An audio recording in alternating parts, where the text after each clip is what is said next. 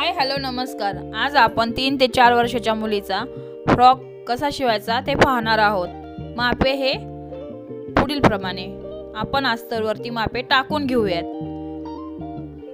पुढला गळा हा 3 इंच घेतला आहे, शोल्डर 5 घेतली आहे, मुंडा 5.5 घेतला आहे। शोल्डर उतरू नये म्हणून अर्धा इंच पूर्ण उंची स्टॉपची पूर्ण उंची पाहायची आणि कट करून घेऊया।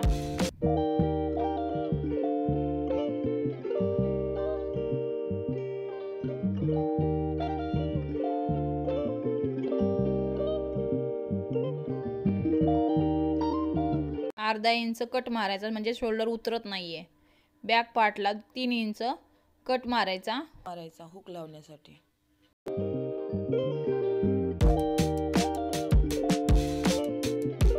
असे 2 पार्ट तयार होतील, बॅक आणि फ्रंट।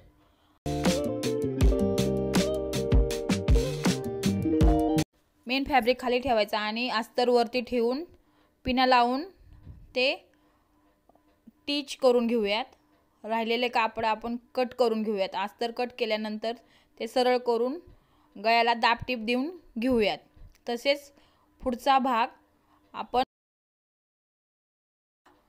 मेन फॅब्रिक खाली आणि अस्तर वरती ठेवून पिनाने सेट करून घेऊयात आणि टिच करून घेऊयात। राहिलेले कापड कट करून घेऊयात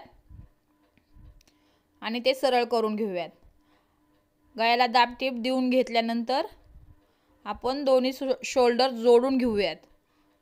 दोन्ही शोल्डर जोडल्यानंतर आपण 2 नाड्या तयार करून घेऊयात।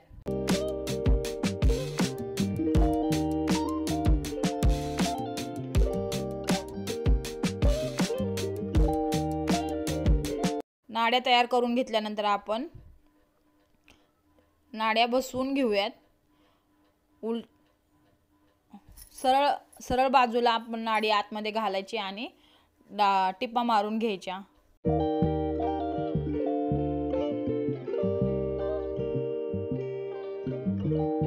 पार्टला आपण लेस लावून घेऊया। नंतर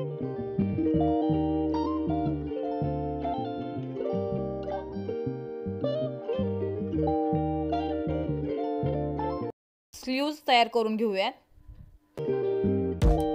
भाया कट करून घेतलेले आहेत। फुग्याची भाया आपण करणार आहोत।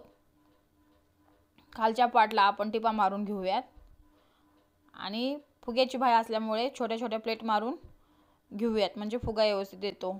खालच्या घेरच्या अस्तरला आपण फोल्ड मारून घेऊयात। तुमच्याकडे पिकोची मशीन असेल तर तुम्ही पिको ही करू शकता। माझ्याकडे नसल्यामुळे मी फोल्ड मारते। अस्तरला बॉक्स प्लेट मारून घेते।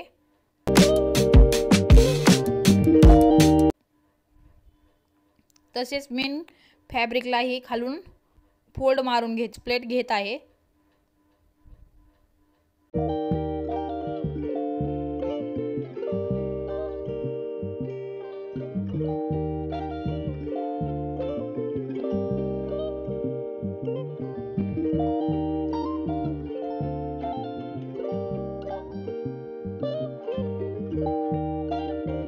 मेन फॅब्रिक आणि अस्तर दोन्ही जॉईंट करून घेऊयात। नंतर त्याच्यावरती दाब टीप देऊन घेते म्हणजे धागे निघणार नाहीत। तुमच्याकडे इंटरलॉकची मशीन असेल तर तुम्ही इंटरलॉक ही करू शकता। माझ्याकडे नसल्यामुळे मी इंटरलॉक करून घेते। खालच्या घेरचा मेन कपडा आणि अस्तर दोन्ही जॉईंट करून घेऊयात। नंतर वरचा पार्ट हा उलटा ठेवायचा आणि खालचा घेर हा सरळ त्याच्यात घालून टिपा मारून घ्यायच्या। खालचा पार्ट जोडून घ्यायचा।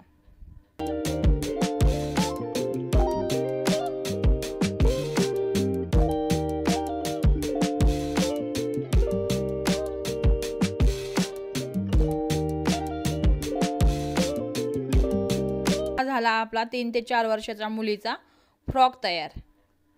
हा फ्रॉक तुम्हाला कसा वाटला नक्की कमेंट करा, लाईक करा, शेअर करा, सबस्क्राइब करा।